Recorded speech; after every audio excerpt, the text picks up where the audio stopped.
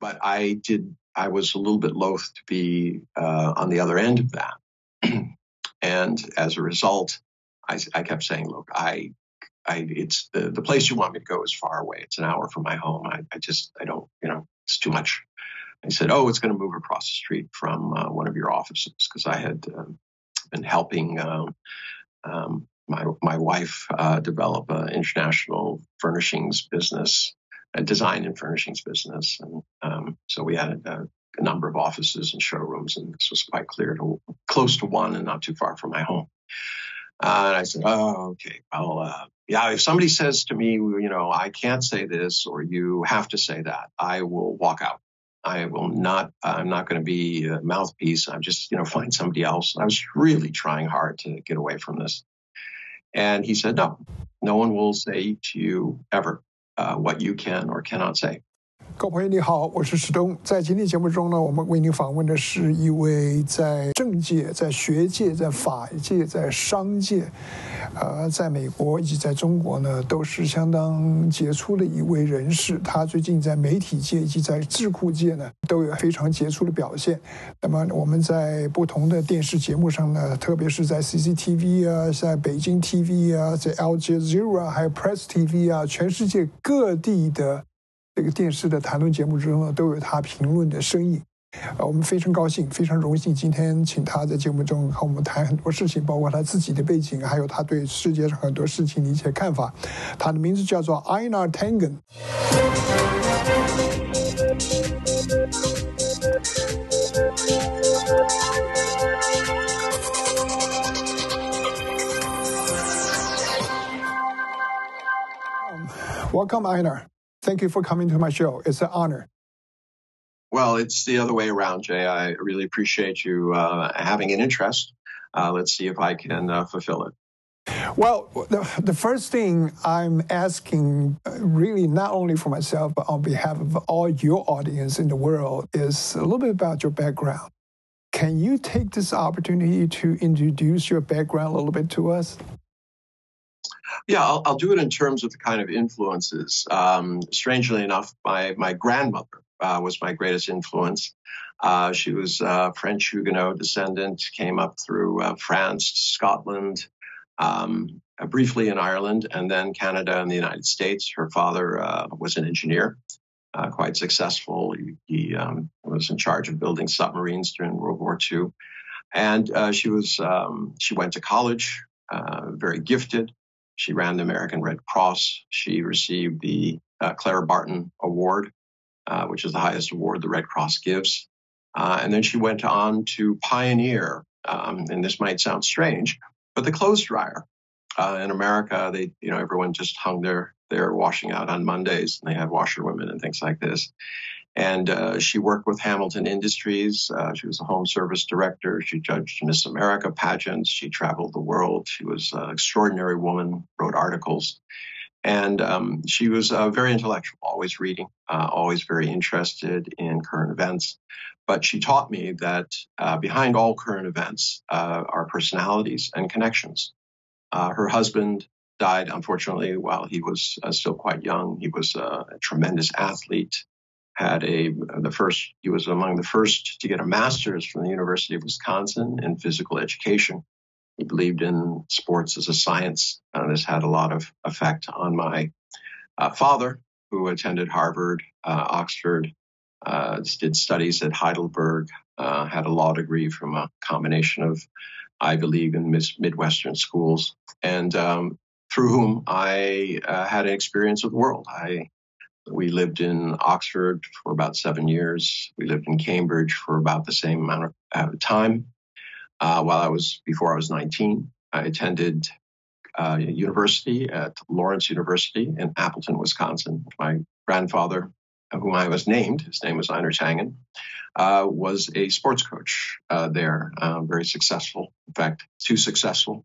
The president of the university, who was Henry Riston Henry Riston's father. Henry ran Citibank for a number of years. I actually pulled my grandfather aside and said, "Hey, listen, we're a liberal arts school. Why don't you let everybody play meaning tamp down all this kind of number of victories. So my grandfather had, kind of an indirect, obviously I never knew him, but he was a very intellectual person. He was what they called then a sewer socialist. He believed in the necessity of government to kind of be a counterweight against the power of large corporations, things along those lines. He was a friend with Frank Lloyd Wright, many other intellectuals who were interested in those types of ideas of how you improve the life of individuals in a society where capitalism was rampant and necessary, but not necessarily always ending in the right result in terms of economic disparities and public issues not being addressed. In terms of my own life, I went to 13 different schools, including Marquette Law School. I saw a lot of different places, cultures, mostly Europe and the United States. And it gave me a sense that, that we have both differences and commonalities, and that it's important to work on the commonalities. How would you describe your personal beliefs and your belief systems? And where did you get those beliefs from? Well, my grandmother was religious. My father was not. I was baptized, both Catholic and Protestant, and I'm a great believer in spirituality. But I don't believe in any sense that there's that there's some other being that's necessitating what I do or don't do. I believe it's my responsibility to be a good person, and that's it. That's, between the time that you are born and the time that you die, and since no one has gotten out alive, we are finite creatures in a world, a universe that seems infinite. And the only thing that we can do is, define ourselves through our actions.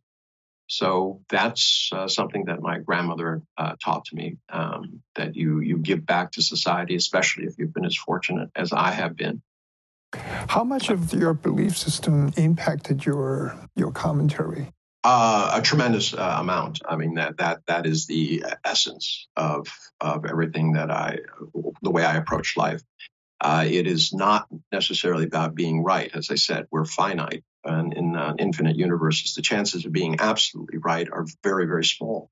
What I like to do is look at the assumptions that people are making when they're putting forward their arguments, whether it's a government or an individual, and to question those, not because I know that they're wrong. I just believe that progress is only achievable when you start looking at the assumptions that you're making, especially when the assumptions that you're making are not leading to the outcomes that you desire. I mean, you could take democracy at this point in the world. It is very, very difficult for me to swear this idea that democracy is working. And the reason I put to it is that there are two causes. One, when you try to impose democracy instead of letting it grow naturally, it hasn't worked. Bullets and bombs have not created perfect societies. But the other thing that really, strikes me about things like this, and this is where my outlook comes through, is that you cannot have any society, legitimate and sustainable unless the people involved actually believe in something greater than themselves. When selfishness and my own issues take precedent over the issues of the collective, over the other people around me, then society is unsustainable, and it cannot have legitimacy because it's only based on narrow self-interest. And I think that's where we are a number of countries throughout the world are. Democracy is not a bad system. The issue is not the system, but the people in it. I guess, including myself, a lot of people know you from your video presence, your commentary over different video or TV channels all over the world. And based on the information I have, just very briefly, it's from anywhere from CCTV to Beijing TV to Al Jazeera to Press TV, from CNN to India TV network, and from CGTN to NPR, from BBC to Australian broadcast. I'm just mentioning a few, very few. So, to cut it short, there's 30 of them. I don't appear every week on them. I do about 14 shows a week on television and radio, and it's not something. It was just something that kind of happened. What is your personal goal? No, I mean, the way I treat it, the issues are very serious. I cannot take myself that seriously. I mean, I appear very serious on the screen, but the fact is, it's always about the issues that we're talking about. In terms of my goal is very simple. I was fortunate that I had people around me who were willing to give me advice and guidance when I was younger. And they had one.